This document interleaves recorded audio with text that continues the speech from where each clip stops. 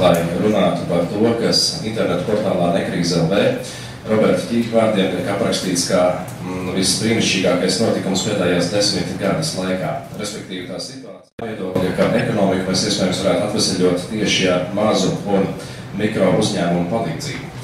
Starp citu, tajā pašā internetu vietā tas stāsts ir par kaut ko citu, bet morāli ir tāda, ka ir acīmredzot vienkārši jāsaņemas un jāuzdrīkstas.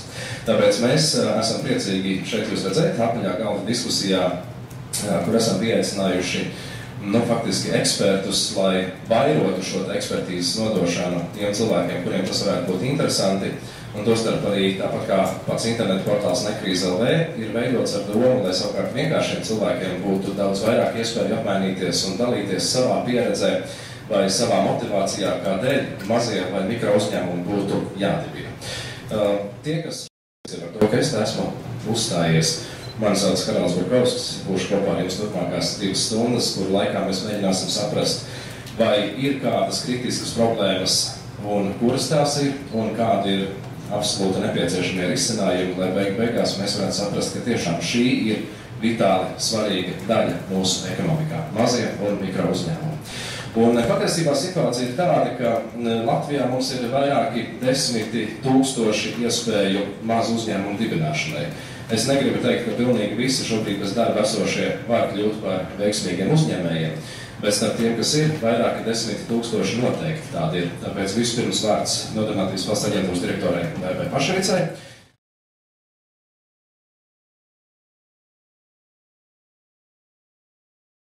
No Eiropas Savienības struktūra fonda līdzekļiem. Nu, lūk. Un runājot par konkurētspējas, runājot par pasākumiem komercdarbības vai pašnodarbinātības uzsākšanai, jūs redzat, ka iesaistīto cilvēku skaits ir ļoti neliels, 93 pagājušajā gadā, 270 šajā gadā. Ko nozīmē šis pasākums? Tātad tiek sagatavoti, protams, pirmais piesakās tie bezdarbnieki, kam ir idejas, kam ir atbilstošas prasmes, un tiek sagatavoti biznesa plāni, viņi tiek izvērtēti.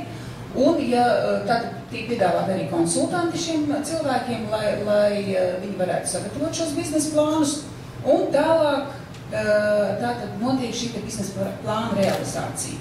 Tas atbalsts, ko sniedz šajā gadījumā valsts, ir līdz 4000 latu šī biznesa uzsākšanai, kas ir grants, kas nav apmaksājumā daļa, protams, izdodās šis biznesu, un 6 mēnešus minimālā alga tātad arī biznesa uzsākšanai, nodrošināšanai tieši tam cilvēkam, kas šo biznesu ir uzsācis.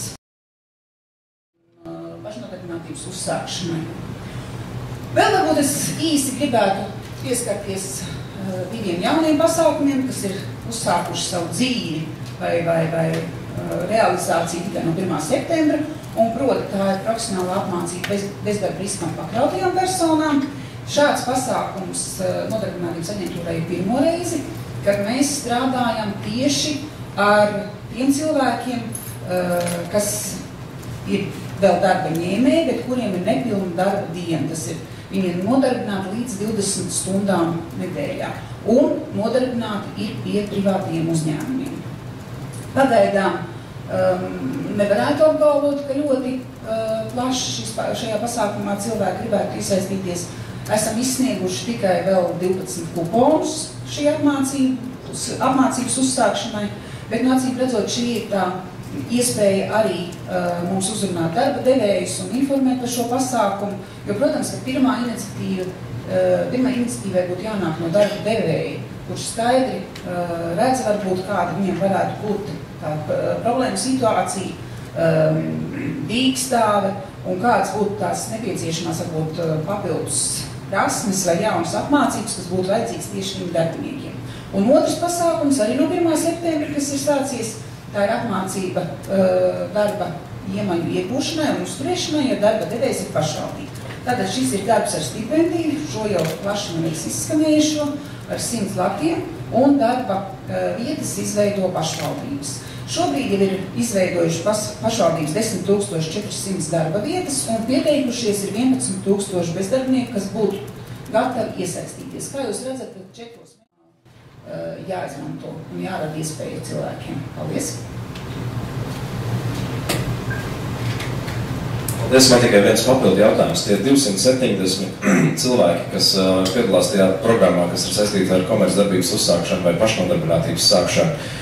Es saprotu, ka tur tas ierobežojums ir tas granta apjoms, finansējuma ziņā. Bet jautājums ir par to, vai tur ir jau kādas iespējas palielināt kaut vai to cilvēku skaitu, kas konsultatīvā līmenī spēj saņemt vienkārši, nevis kā grantu, bet es nezinu, jebkāda cita veida motivācija no Nodarbinātības valsts aģentūras, vai vienkārši tas cilvēku skaits, kas ir ieguvuši to motivāciju, kaut ko sāk paši darīt, būtu stipri lielāks. Jā, gan ir iespējas konkrēti spējas paaugstināšanas pasākumu ietvaros, ir arī 8 stundu un 16 stundu nodarbības tieši par pamatlietām, kā uzsākt savu, teiksim, biznesu, kā viņu attīstīt, kur iet, ko darīt, kādi dokumenti ir vajadzīgi ieņēmumu dienestam, ja, un tā tālāk. Īstenībā varbūt tāds reāls ABC, bet šādas iespējas ir. Labi, paldies.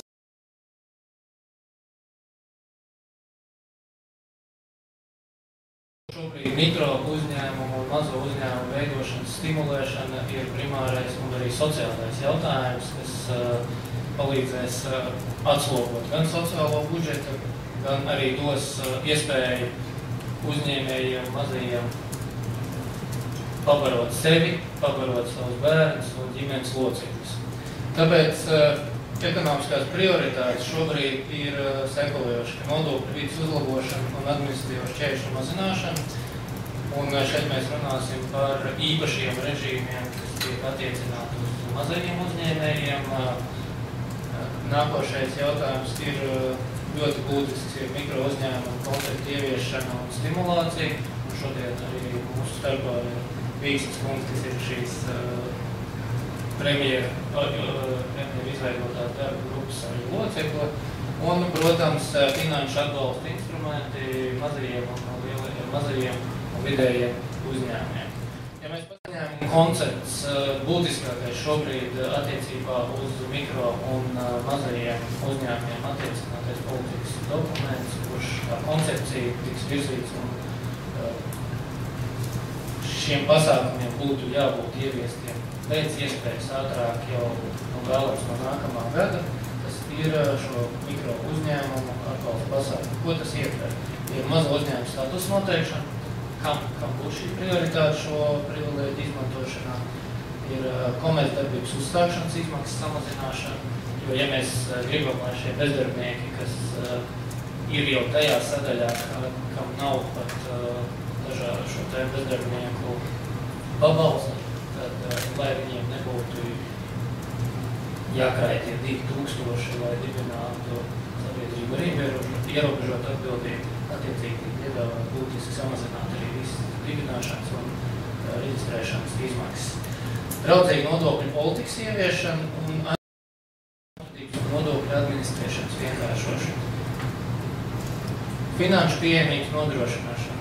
Iepriekšējā runātājā runāja par atsevišķu programmām, kas paredzēta tieši mazajiem un vidējiem uzņēmumiem un, protams, pilnvērtīgas informācijas nodrošināšana, lai cilvēki, kas nav profesionāli uzņēmēju darbības veikšanā, būtu ātri un ērti pieejama informācija, kādas procedūras tad ir jāveic, lai viņš varētu likumīgi īstenot vēlamo uzņēmēju darbību.